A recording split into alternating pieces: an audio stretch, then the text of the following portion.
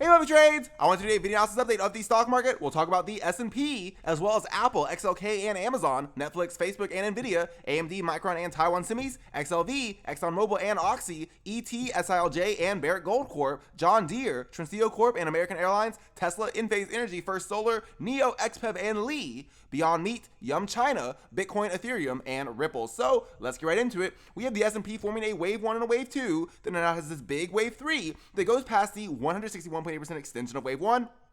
Now we enter wave 4 at the 38.2% fib. I believe the length of wave 1 placed at the wave 4 low gives a wave 5 target of 559. I've talked about how Microsoft above 272 to 276 is really important, and I think that the S&P is going to do what XLK and Microsoft do. They're kind of the exact same charts. Wave 1, wave 2, wave 3. This is a wave 4, conservatively, believe it or not, that's a wave 4. Now, there's this kind of crazy idea, we don't really need to talk about it right now, that this could all be another wave 1 and another wave 2. So if we blow past 560 in the future, that's a possibility. I know that sounds crazy right now, but I'm pretty sure if we get to the 550s, we'll see a lot of calls for 600, and we can talk about that possibility when we get there.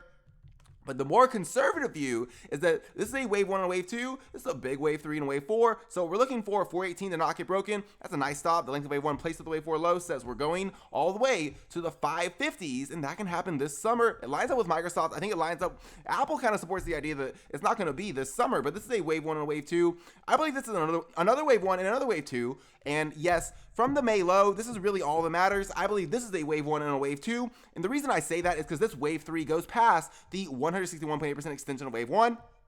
And this is that classic wave 4 that retests the wave 1 high. So the length of wave 1 or the length of wave 3 placed at the wave 4 low give a wave 5 target zone between 190 and 200. And I believe really regardless of the larger degree count, that's going to be an important place to look for the kid at the bus stop. But I don't ultimately think that's the super cycle forever top for Apple. That'll just be a place to look for a correction in my opinion. If we look at XLK, I think XLK is a beautiful roadmap for kind of what the bigger picture could look like. For Apple, I think this is a wave 1 and a wave 2. This is a 1, 2, 3, 4, 5 wave 3. And a wave 4 that ends, yes, at the 38.2 to 50% fib. So if we're above 143 to 146, the length of wave 1 places the wave 4 low, like the S&P says, hey, we should look for, that kid at the bus stop moment. This summer, we can see XLK go to about 206. So XLK above 200, right? Maybe if there is a melt up, that's where we look for, some profit taking or at least, a time to hedge. I think that for Amazon, we're getting a lot of evidence. From Amazon, we're getting a lot of evidence from Facebook. It's starting to become a little more holistic, right? Netflix, this is a wave 1 and a wave 2. I think this is a wave 3 and an ABC wave 4. So what I'm trying to say is I think that the large caps in the software, the streaming kind of corner of the market, the e-commerce corner of the market, they're kind of acting as evidence now, not just for the broader market, but for the entire growth sector. I think Amazon's a good example of that. This is a wave 1, wave 2, wave 3, and an ABC wave 4 that's at the 38.2% fib. So the 50% fib is basically right where this wave 4 ended, of about 2,700. So if Amazon's above 2,700, that's a little tight, but it's a nice level that says the length of wave 3 placed at the wave 4 low will take Amazon to 4,862. Now, what if Amazon goes past 4,862, which I expect to happen? Well, there is a possibility that this whole rally from 2018 is all a 1, 2, 3, 4, 5 waves impulse that completes a massive wave 1. And I believe this would be an ABC correction that ends a wave 2. The reason I say that is because normally in Elliott wave theory, if there's a dramatic ABC correction, that kind of supports the idea that it's a wave 2, and when a stock stays sideways for a while, that's usually a wave 4. So I think this dramatic and scary ABC correction supports the idea that this is a wave 2 correction. But we don't really need to make that argument right now. I think right now the best argument to make is that even in a more conservative view, if we're above 2,700, then that's a nice level for general market bulls, especially e-commerce bulls, to stay above. Above 2,700, we've already put in wave 4. We're in a wave 5 that's taking Amazon to 4,800. So that would be that classic sweep below the stops. Everyone's got their stops at, these levels, including yours truly, right? But I think we could see that, that classic Wyckoff selling climax right below all the obvious stops ended up being the bottom for Amazon. I think for Netflix is a sort of similar idea. I think this is a 1, 2, 3, 4, 5 wave 1 and an ABC wave 2. I think Netflix and Amazon and Facebook, right, they're all kind of saying, hey, it's the large caps in the software sector now. It's not just the small caps anymore. Now you're betting against Netflix. Now you're betting against Amazon and Facebook. And most people don't want to do that, especially after big corrections. I think this is a 1, 2, 3, 4, 5 wave 1 and an ABC wave 2 at the 61.8 to 78.6% fib. So I like 331 right here. That's a nice level to stay above. And if we are, the length of wave 1 placed at the wave 2 low says Netflix is going to 818 before a shallow wave 4 and a wave 5 higher. So that's pretty interesting for market bulls as well as software bulls as well as streaming bulls. I think a very similar idea with Amazon, Netflix, and Facebook is that it's a very kind of growth oriented idea, right? And now we're seeing that maybe the large caps are going to be evidence for the small caps, maybe the more risky names in the software, the streaming, the social media sector. I think Facebook is really supporting that idea. This is a wave 1 and a wave 2. I think this is another wave 1 and an ABC wave 2. So is Facebook a blue chip? No, but it's kind of a big tech, mammoth, right? And getting big tech exposure, getting big tech opportunities, those are pretty rare. So, when the market gives something like this, I'm not saying, go all in, right? But for me, it's like, it's not really, too common that we get a blue chip, a member of FANG, having a deep ABC correction like this, and it's at the 61.8% retracement. Another Elliott wave principle is that whenever there's a wave 1 and a wave 2 and the wave 1 high gets retested, that's kind of like that classical, trading principle where support, former resistance becomes support in the future. So the wave 1 high getting retested is a really, nice level usually to buy. I think this is a wave 1 and an ABC wave 2. So I think 190 is a great level, really, because that's the 78.6% fib. So if Facebook's above 190, then this is a wave 1 and a wave 2. It's not really making sense right now to say this is a wave 3 and a wave 4. This is a very dramatic correction. It's not really a bull flag, and we're past the 61.8% fib. So I do believe this is another wave 1 and an ABC wave 2. The length of wave 1 placed with the wave 2 low says it might take some time, but I think Facebook is going up to the 460s for what will be a minimum wave 3 target before a shallow wave 4 and a wave 5 higher. So one of the rare kind of blue chips that dips. And I think, some traders have to ask, do I give blue chips special treatment? Do I give Boeing and Disney, and Pfizer special treatment? For me, I do. So anyway, this is a wave 1 and a wave 2 for Nvidia. And I think the more conservative view, I've said this before, I think that Nvidia gives a more conservative view of the market. What would a more aggressive view be? Well, a more aggressive view could be that this is a huge wave 3 and a wave 4. So we're within a, bigger rally than I'm kind of forecasting right now. Another possibility, when I say that we normally have these deeper ABC corrections that are normally, when they're scary, they're wave 2s, there could be this in the future. I think AMD kind of supports that in the future, that this is all a massive wave 1 and wave 2. But like I said, I want to give the conservative view with Nvidia because it gives great levels to market bulls. So I think right now that this low of 195, if it holds, means that this is a wave 3 that occurred. And a big piece of evidence that this is a wave 3 that occurred is that it went way past the 161.8% extension. Now we had a wave 4 that retested the wave 1 high. So above 195, I think there's great, upside for Nvidia, at least from a risk reward standpoint. The length of wave 3 placed at the wave 4 low says at minimum, Nvidia should go up into the 350s.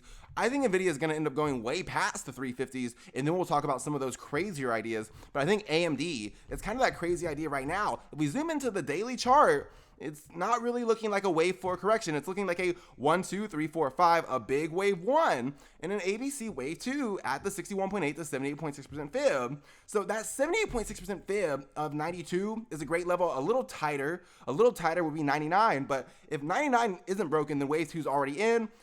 If it went below 99 and we ended at 92, then the 61.8 to 78.6% fib is usually a great place for a wave 2 to end anyway. So above 92 to 99, great levels for AMD. And I think what's going to end up happening is that this is a huge rally from May to late November. In my last video, I talked about a lot of software stocks like Datadog and Zscaler that rallied from May to late November. But anyway, that's a 7-month rally. And I think what we could see, what we see in XLK is that 5, 6, 7-month rally. It's kind of all over the market. I think for AMD, it's another example of, 5, 7, 8 months from now, we could see the market a lot higher than current levels. I think this is a big wave 1 and wave 2. So the length of wave 1 placed the wave 2 low, and time and price says about 6 or 7 months from now, we can see AMD in the 190s, 5 months from now, a little more aggressively before a shallow wave 4 and a wave 5 higher. So above 92 to 99, there's a lot of, reward to the upside. There's not that much risk. And it's kind of like Facebook where, when a blue chip dips, right, do people, give them that special treatment? I'm not sure, but I think Micron supports the idea that there's a lot of rotation going on in the market. This is a really pretty view for market bulls, and I think Micron is really kind of starting to show why we look at these option screeners, why we look at, stocks that have very cheap implied volatility and very kind of high open interest and volume from this low and from this low and now from this low. We've seen Micron all over these screeners right at kind of the bottom. But anyway, this is a wave 1 and a wave 2. I think more conservatively, this is a wave 3 and a wave 4, but I don't think that's really accurate. I believe this is another wave 1 and another wave 2. Luckily, we don't care, right? We really don't care because from this low, Micron forms a beautiful wave 1 and a wave 2. So that's kind of all we need. If this is a wave 1 and a wave 2, then it ended right at the 61.8% retracement, so a little tighter than 72 would be 75, and if Micron's above these levels, this is a wave 1 and a wave 2, it's going to explode into wave 3 of wave 3, and then I think ultimately Micron's going to go to about 120 to 130 for that kind of textbook, whether it's a wave 3 and a wave 4, or it's a wave 1 and a wave 2, that equal X target of 120 to 130 looks like it's going to be a magnet. I think right now, if Micron's above 75, 72 is a little wider, but really it's at 90. So above 75, wave 2 is already in. We're going to see Micron explode into wave 3 of wave 3. Taiwan semis is a very similar idea. It's a very similar idea, and I like the idea. I talk about the emerging markets a lot. The idea that we could see some Chinese stocks, some Japanese stocks, some other corners of the market could outperform. I think that Taiwan semis, what it did when it broke above this high from February, that a lot of the stocks in the Asian market formed, that a lot of the growth stocks formed, it might have acted as a leading indicator that that corner of the market is going to start to do well. But anyway, from this low, I believe it formed very similar to Micron, a wave 1 and a wave 2. I talked about applied materials before. It's a very similar idea.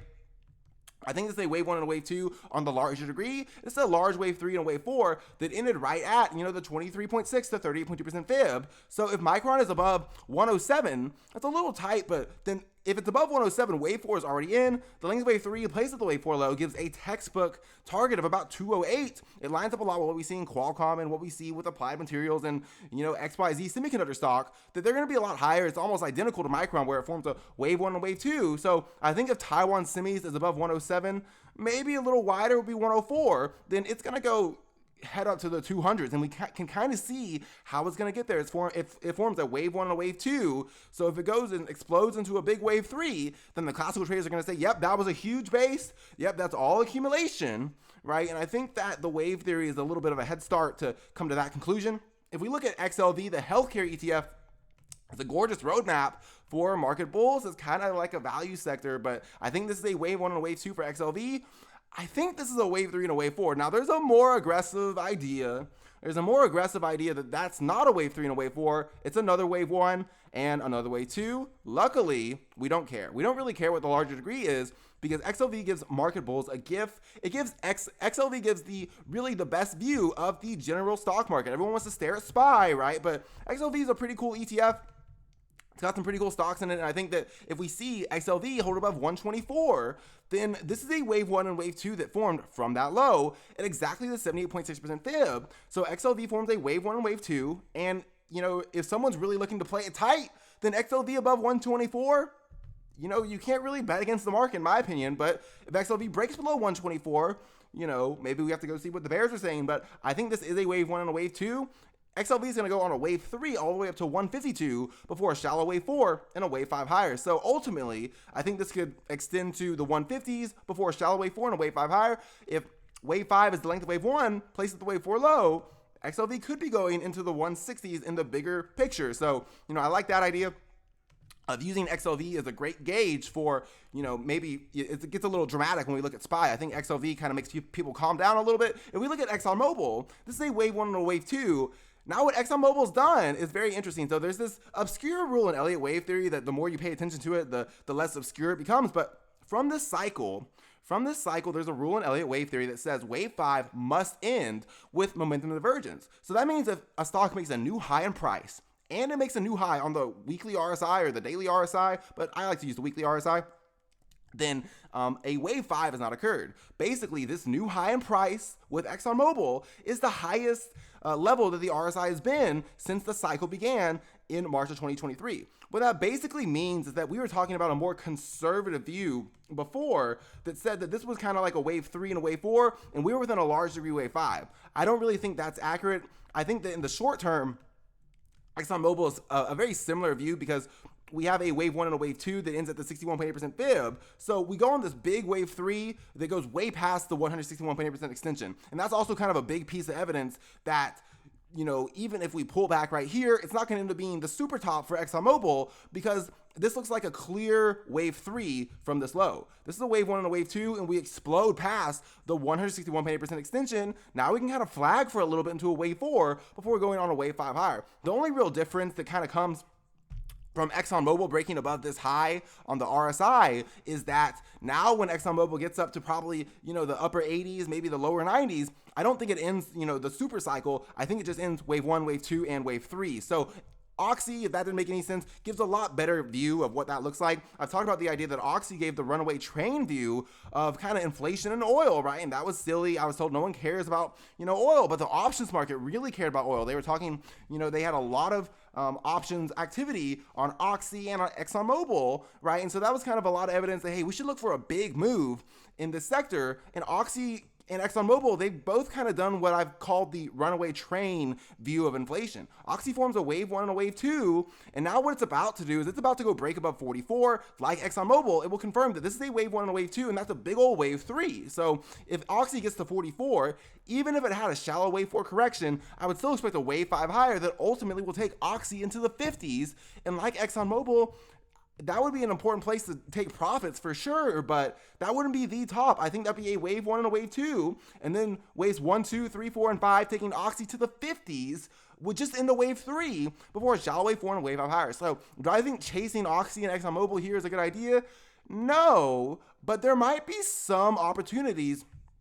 There might be some opportunities in the laggard portion of the oil sector. So some people who are really observant pointed out that today OIH, the oil services ETF, those kind of components started to do well. So what I think I noticed was that the XLE components like ExxonMobil and OXY, they kind of outperformed kind of the oil services corner of the market. And I think that a stock like Energy Transfer might be a laggard kind of catch-up opportunity in the oil sector. So the most conservative view of Energy Transfer, and I think that's it's another important chart to understand, the most conservative view for Energy Transfer is that this is a leading diagonal from this low for ET from March of 2020. So the most conservative view is that this is a wave 1 and a wave 2, this is a wave 3 and a wave 4, so wave 5 will end at the upper bound of this pitchfork.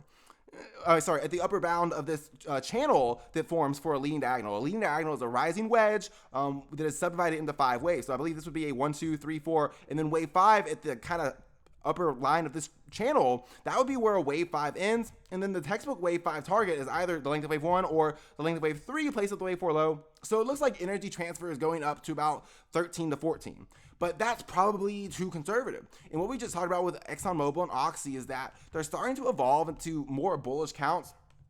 I think what Energy Transfer really is that this is a wave 1 and a wave 2, and this is another wave 1 and another wave 2. So the target in the short term is still the same. That equal legs target, the length of this rally placed at this low, is very important. It's about 14, right? But I think 14.50, that's going to be where a wave 3 ends, but I don't think that's going to be the super top. We'll have a shallow wave 4 and then a wave 5 higher. So basically, if Energy Transfer holds this low of 7.96, I think this is a wave 1 and a wave 2, or it's a wave 3 and a wave 4. Either way, I expect the length of this rally placed at this low to take ET up to about 14. And if it goes past 14.96, then we'll know this more bullish count is accurate, that this is a wave 1 and a wave 2. This is a wave 3 that goes past the 161% extension. And that's kind of what OXY and ExxonMobil support too. So anyway, that's Energy Transfer. I think that, the oil services could be, a little bit of a catch-up opportunity as opposed to the XLE components. Here's SILJ. Oh boy. We're starting to kind of hear the writing on the wall. I know gold was only up 2%, but the metal miners were up about 6 or 7%, and we're starting to see this theme of alpha in the sector. I talked a lot about how we saw a lot of the precious metal miners and silver itself have a lot of option activity, a lot of high volume, a lot of high open interest with very low implied volatility. So institutions don't buy lots of options on stocks that have low implied volatility because they expect it to stay flat, right? They do that because they are expecting a big move. And I think if we look at SILJ, there's a lot of evidence that the move is going to be to the upside. So I think this is a wave 1 and an ABC wave 2 for SILJ. And yes, this is the monthly chart, right? This is an opportunity to get 100% return, a more than 100% return on precious metals, right? So what's the risk that silver goes to zero? It's a lot lower than the risk that Lordstown Motors goes to zero. I think that this is a wave 1 and an ABC wave 2. I believe this is another wave 1 and an ABC wave 2. So if SILJ is above 10, that's the 61.8% fib. And if you take this Andrews pitchfork, you connect the beginning of wave 1 with the high of wave 1 and the low of wave 2, then we're having a beautiful bounce right now off the lower bound of this pitchfork, we can go explode up towards the median of this pitchfork, go all the way to 24 before a shallow wave 4 and a wave 5 higher. So here's what that would look like on Barrett Gold Corp. It really supports that idea. That this is a 1, 2, 3, 4, 5 wave 1 and a wave 2, and this is another wave 1 and an ABC wave 2 between the 61.8 to 78.6% fib. So this is starting to look a little good, right? We're starting to see a little bit of alpha in this sector. 1 week isn't a trend, but a couple weeks, a couple months maybe, we'll find out that Peter Schiff is at least right about the metals. I don't think he's right about Bitcoin, but he is right about the metals. So he's going to bat 50%, which is a winning win rate. So this is a wave 1 and an ABC wave 2 between the 61.8 and 78.6% fib. I don't think Barrett Gold goes below 16 for a lower beta stock. Usually it's got to be a little tighter. So 17 will be a little tighter, but above 16 to 17, this is the left side of the base, right? And this is going to be the most obvious base when it's way up here at 31. And yeah, this was a huge round base. They were loading up, all these gold miners because of inflation. But for some reason, it's a lot more obvious when it's above 31 than when it's, at 20. But I think this is a wave 1 and a wave 2. Believe it or not, the minimum wave 3 target is 35 before a shallow wave 4 and a wave 5 higher. So that is Barrett Gold Corp. I think one mistake that a lot of people make is they think inflation can only be played with the precious metals. No, there are some really other great ways to play inflation. I think one of them is in the industrials right now. I think this is a wave 1 and a wave 2 for John Deere. I think it's a wave 3 and a wave 4. It's that classic bull flag on the weekly chart that ended at the 23.6% retracement. So I think that John Deere is going to hold about 320. And what could happen in the future is we could get a lot of evidence from John Deere when it breaks above 400, which it's within spitting distance of doing. It got to 399.69, right? But it came within pennies of this high of 400. What that'll confirm from an Elliott wave perspective is that this is a wave 3 and a wave 4. I believe the length of wave 3 placed at the wave 4 low is going to take John Deere up to 600, right? John Deere could go to 600 if this bull flag plays out, right? And so a lot of inflation stocks, a lot of industrials will likely be doing really well. And we look at the John Deere chart, we just kind of get this picture that, hey, all the industrials have done is consolidate since May of 2021. And now John Deere could break above 400 and show that we're done consolidating. We're going to go see this bull flag play out. The length of wave 3 places the wave 4 low. We'll take John Deere up to 600. And that means that a lot of industrials could be big opportunities. Here is Trinseo Corp. They got earnings out of the way. I think this is a very pretty one. It's a 1, 2, 3, 4, 5 wave 1 and kind of the rubber sector, right? Rubber, John Deere, they don't make iPhones, right? So there is kind of a reason to be concerned about inflation still. I think that the precious metals are a great, idea, but I also think that, more kind of creative ways to play inflation are a great idea. This is a wave 1 and a wave 2, a beautiful bull flag, but we can't say the word bull flag. It is a wave 2 that ends at the 50% fib. So if we hold above 44, I think the length of wave 1 placed the wave 2 low, says we'll be above 76. It'll be on high volume, and then we're going to eventually go all the way to 106 before a shallow wave 4 and a wave 5 higher. I think this company is pretty cool. Their CEO has really been very positive about how much money they're making, even quadrupling their dividends. So I think that this is a wave 1, wave 2, wave 3, wave 4, and wave 5. This is an ABC correction. There is an Elliott wave principle that says corrective waves are contained in parallel lines. So anyway, I can't tell that to my broker, but I do think this is a correction that ended at the 50% fib. The length of wave 1 placed the wave 2 low says Trinseo, TSE, can go all the way to 106. So that is a wave 3 target, very similar to John Deere. Basically, it's just a bull flag playing out since May. But if we look at American Airlines, this could be a little more creative of a way to play inflation. We're also talking about the idea that, now the oil services are going to play catch up to XLE. I think the airlines are going to play catch up to XLE, and I think we'll see that play out. Especially we have Disney kind of supporting the reopening thing. We have DraftKings kind of supporting the reopening thing, Penn Gaming. But I think for American Airlines, this is a wave 1 and a wave 2. And I believe this is another wave 1 and another wave 2 at the 61.8 to 78.6% fib. So the length of wave 1 places the wave 2 low. It doesn't sound like a minimum target now, but American Airlines going to 30 is a minimum wave 3 target. Before a shallow wave 4, the retest the wave 1 high, then wave 5 is the length of wave 1 places the wave 4 low. That means a value stock that we can't really live without, could more than double, right? So they're not going to make an opportunity like that easy, right? What's really the risk that American Airlines goes to 0, right? I'm sure, someone's going to say it's 100, right? They've got so much debt, everyone's an accountant, but, realistically, is American Airlines going away? I don't think so, but this is a wave 1 and an ABC wave 2.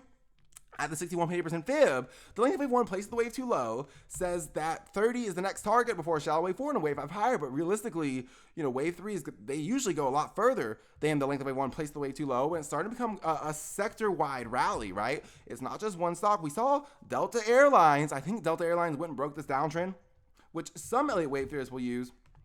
Some Elliott wave theorists will use a downtrend break like this to kind of support the idea that, hey, the correction's done. This is a 1, 2, 3, 4, 5 wave 1 and an ABC wave 2 at the 61.8% fib. I think Delta Airlines holds above 33, and it'll go the length of wave 1 places the wave 2 low. It's heading to 60, and that's a minimum wave 3 target. So it doesn't sound minimum right now, but I do think we'll see American Airlines at 30. I think we'll see Delta Airlines at 60, and for time, that's from August to March, about half a year. We could see towards the end of the summer, or maybe, just some pop before then, that it takes Delta Airlines to 60, it takes American Airlines to 30. So be on the lookout for that. We talked about AMC, my last video, the idea that some reopening stocks are really getting explosive. We look at Tesla right now. Tesla is a 1, 2, 3, 4, 5. I believe this is a wave 1 and an ABC wave 2. Luckily, we don't care, right? It's just like Micron. We don't really care. I'm sure someone's going to disagree with this, and I think that there is a more conservative view that says that's a wave 3 and a wave 4, but we don't care. We don't care at all what the larger degree is yet, but we do care a lot about the smaller degree. So I'll really kind of explain what I think is going on in the smaller degree. From this low, the more aggressive possibility, or really it's the same idea, is that this is a 1, 2, 3, 4, 5 waves impulse that goes all the way and forms a big wave 1. This is an ABC correction that ends a wave 2 at the 61.8% fib. So that's really where the evidence comes from that this is a wave 2 correction. It ends at the 61.8% retracement. When we look at Xpeng, we look at NIO, we look at Lee, we also get the idea that this is a wave 2 correction for Tesla. Basically, the length of this rally placed at this low would be a minimum wave 3 target of about 1490. So I've said that a more realistic invalidation for Tesla is 690 because Tesla has a very high beta. If it's super tight, Tesla won't break below 792, but that's a very tight stop for a stock that has a very high beta. I think 690 is a nice invalidation for a wave 2 right now, and then this is all a wave 1 and a wave 2. The deeper correction supports the idea that this is a wave 2. The length of wave 1 places the wave 2 low says, believe it or not, 1480 is a minimum wave 3 target before a shallow wave 4 and a wave 5 higher. So what would be a more kind of conservative view of the cycle from the March low? It could be something like this for Tesla, that this is a 1, 2, 3, 4 that comes from this low that formed in March of 2021. That's a wave 1 and a wave 2. That's a wave 3 and a wave 4. So we're still looking for the length of this rally placed at this low to take Tesla to the upper 1400s. So from a timing perspective, what we just talked about with AMD, last night, we talked about Datadog, and we talked about a lot of kind of software stocks that really led in the growth sector go on a rally from May to late November, and that's about 7 months. And this is from May to late November. That's about 7 months. 5, 6, 7 months from now, we could see that Tesla is dramatically higher. I don't think it's going to stop at 1480, but that is the next stop before a shallow wave 4 and a wave 5 higher. So let's just make sure my views on Tesla are clear. I wanted to go through kind of what other people are going to say the count is. I think that the best view of Tesla right now is that this is a 1, 2, 3, 4, 5 waves impulse on the all-time chart that forms a large wave 1, and this is a wave 2. From this low, I believe Tesla forms another wave 1, and it's ending a wave 2 at the 61.8% fib. So the length of wave 1 places the wave 2 low in any view is still the next target. It's about 1480, but in this view, that's a conservative wave 3 target. We have a shallow wave 4 and then a wave 5 higher. So if we're really looking down the road, right, and this plays out, we wake up at some point, maybe it's in the second quarter, we wake up and we see that Tesla's above 1243, right? Then we can talk about the idea that that would be a wave 3 that takes Tesla to 1480. We'd have a shallow wave 4 that retests the wave 1 high. Then the length of wave 1 places the wave 4 low is the kind of the standard price target for a wave 5 in the future of, I'm going to get in trouble for that, 1900, okay? But 1900 sounds crazy right now. It's not going to sound crazy if Tesla's in the 1400s, but I do believe this is a wave 1 and a wave 2. So we're going to see Tesla go break above 1243 and go into the 1480s. That's the next stop. 690 is a great level for Tesla to stay above until then. We look at Enphase Energy, right? We talk about how QCLN and Tesla and First Solar and Xpeng and NIO, they're in that QCLN ETF. I think Enphase Energy and Tesla, they have to be viewed together. This is a wave one and an ABC wave two. Very interesting, very helpful from the financial media. The financial media has really pointed out that Enphase Energy, First Solar, right? They're clean energy stocks, but they're also kind of semiconductor stocks. So we just talked about AMD and Nvidia, Micron and Taiwan Semis being nice opportunities. So Enphase Energy and First Solar, they're also kind of semiconductor stocks, kind of like Tesla. They move in that semi sector. This is a wave one and an ABC wave two. A wave three, wave four, and wave five forms a massive wave one and an ABC wave two. So we got a big beat. Apparently the CEO of this company is really cool, but what we could see, I wouldn't be surprised, I'm not trying to speculate on fundamentals, maybe we get that beat and raise idea where the analysts have to go raise their expectations. But anyway, I think this is a wave one and a wave two. I think we're going to see Enphase Energy hold above 113. That's a great level to say wave two has ended. The length of wave one places the wave two low is going to take Enphase Energy to 285 before a shallow wave four and a wave five higher. So it's going to take some time, but guess what dates these rallies are, right? Surprise, surprise. It's from May to late November, right? It's all over the charts 5 to 7 months from now. Middle of the summer, towards the end of the summer, we see that a lot of these kind of tech stocks, a lot of these kind of semi-related names are dramatically higher, and a lot of leaders in the growth sector are going to do well. So here is First Solar. We did break below 67. Oh no, right? But remember, Enphase Energy is the biggest holding of almost all of the clean energy ETFs, right? I don't want to generalize, but Enphase Energy is the biggest holding of most clean energy ETFs. So if Enphase Energy is playing out and Tesla's playing out, right, doesn't really make sense to short First Solar. I think this is a wave one and a wave two on the larger degree. I believe this is another wave one and another wave two. So the most conservative view is that this is a wave three and a wave four. So the length of wave three placed at the wave four low will take First Solar to about 160 for a wave five. I think that's too conservative, but I wanted to give what a more conservative view would be. Right now, the 61.8% retracement of 64 is very important. I still think, though, that I'm personally going to analyze First Solar with Enphase Energy. If Enphase Energy is playing out, if Tesla's playing out, right, then birds of a feather, they'll flock together. And this is a 10-year base, right? So, with Disney, I talk about the idea that sometimes it's not about, the wimpy swing trade. Sometimes it's not about what happens tomorrow. We have 10 years of chart history right now that says this could be 10 years of accumulation, right? And what we could see is that maybe, First Solar will do what Tesla did in 2020, but anyway, that's a little speculative, but I think that this is all too conservative, right? I really think that's all too conservative. What I think is more accurate for First Solar is that from this low of about 28, we form a wave one and a wave two. So now we're going to go up to 160, but we're going to go past 160 for wave three. We'll go all the way to 181. So if First Solar goes past 160 and it goes past 181, then we'll know that was a big wave three from this low. And that kind of makes sense because we're at the 50% fib. We're right near the 61.8% fib. That could be where wave three ends. This is wave four, and we'll look for a wave five higher, but that would be, kind of down the road. The minimum expectation in really any count is the same.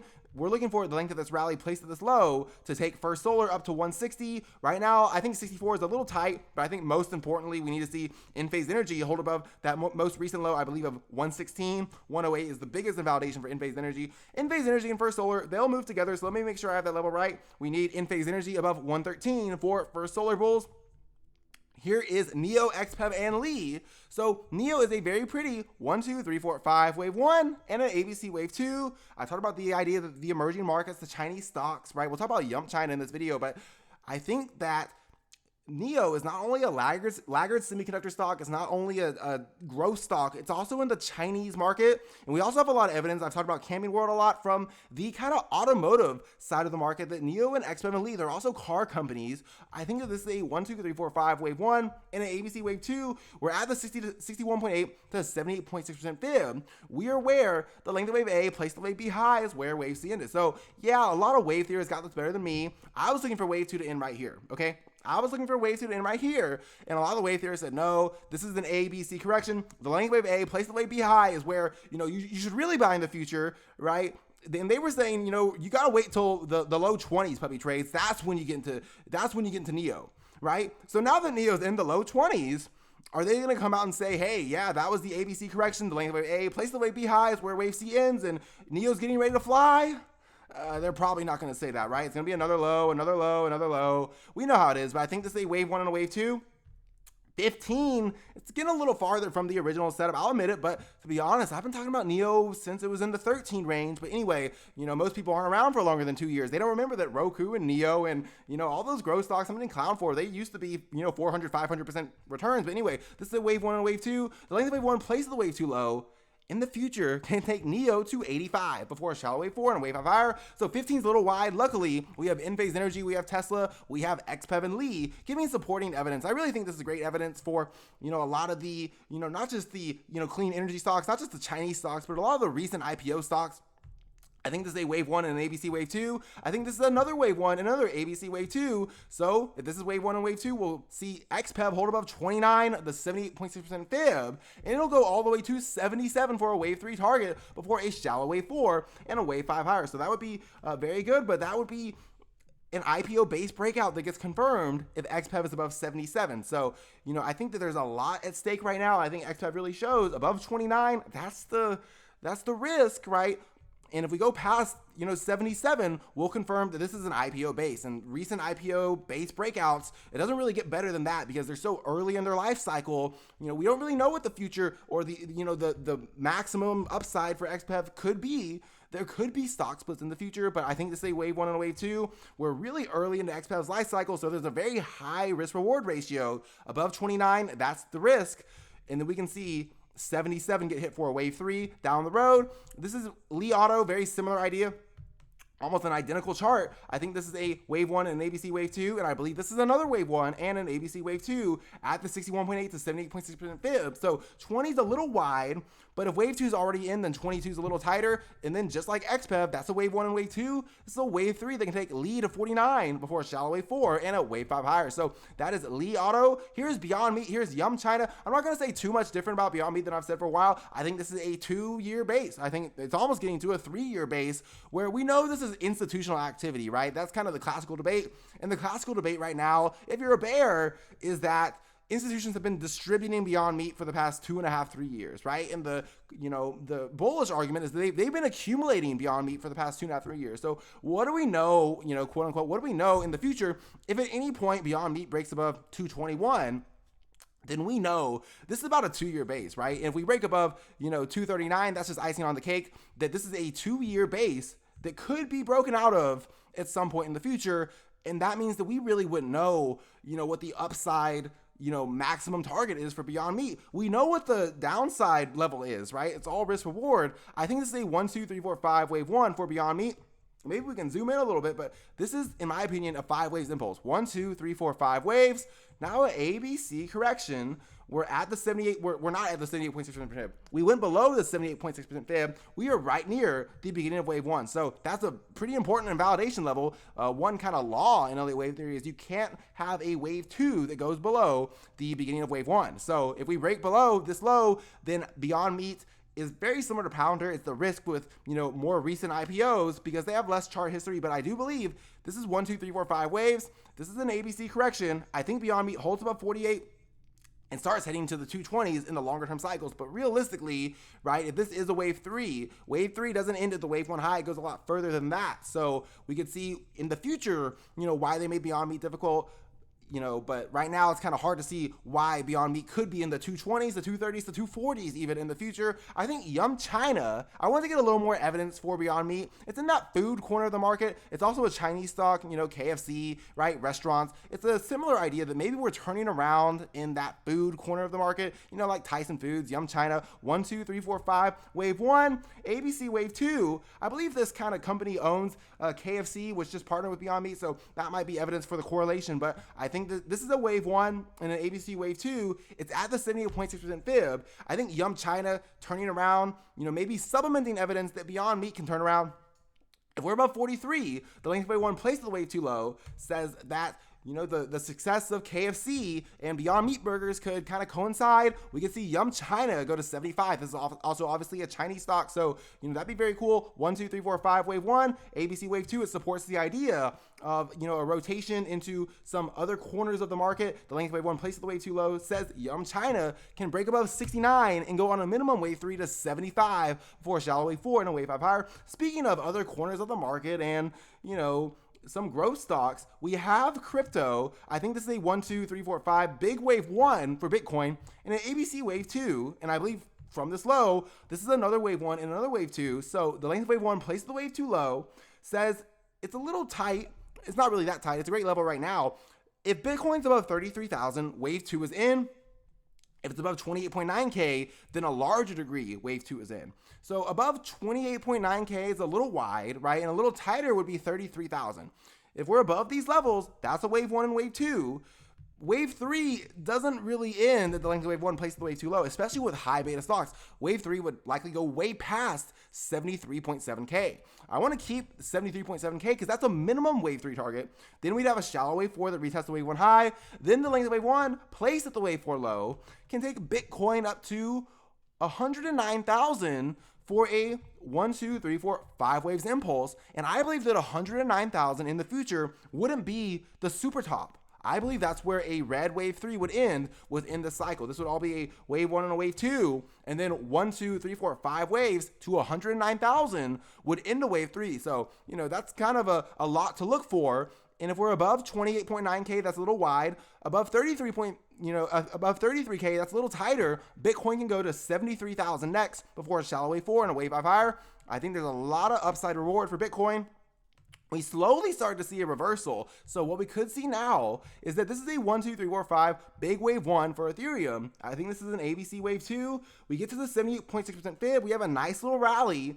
I think that we could see that this wave 2 is in at 2.6K. The length of wave 1 placed at the wave 2 low would then say Ethereum's next target is 5.3K before a shallow wave 4 and wave 5 higher. And just like Bitcoin, right, that wouldn't really be, the actual wave 3 target. Wave 3 usually goes much further than the length of wave 1 placed at the wave 2 low. But if Ethereum did get to 5.3K, that's the minimum wave 3 target. We'd expect a shallow wave 4 that retests the wave 1 high. Then the length of wave 1 placed at the wave 4 low in the future could take Ethereum to 8,000. So there's a lot of upside reward. Right now, it's all about defining the risk. 2.1K is a great level for Ethereum. And above that, we could go to the 5,000s next, even the 8,000s in the longer term cycles. Here is Ripple.